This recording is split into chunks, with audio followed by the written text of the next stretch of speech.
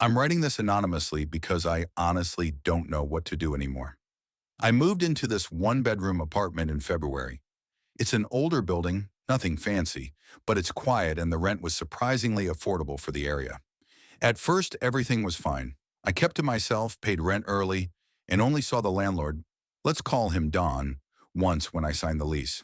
He seemed like a typical older guy, maybe mid-60s, a little socially awkward, but nothing alarming. Then about a month in, I started noticing little things out of place. A kitchen cabinet left open when I'm obsessive about closing them.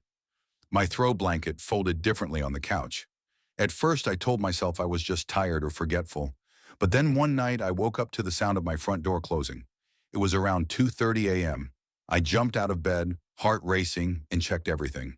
The door was locked, windows closed. Nothing appeared stolen. But I knew I hadn't gotten up. I called a friend who told me to get a camera. So I ordered a cheap one off Amazon and hid it in my bookshelf facing the living room. 3 nights later, I got my answer. I watched the footage the next morning, and I swear my stomach dropped. At 3:14 a.m., the front door opened slowly. Don stepped in. He didn't turn on any lights. He just stood there, breathing heavily, then walked into the kitchen and opened the fridge. He stood in front of it for almost 5 minutes. Then he walked into the hallway toward my bedroom, out of frame, and didn't come back for another 10 minutes. When he did, he looked around like he was studying the room. Then he left, locking the door behind him. I reported it to the police and showed them the footage. They said there's no sign of forced entry and that since he's the landlord, he technically has access, though he should give notice.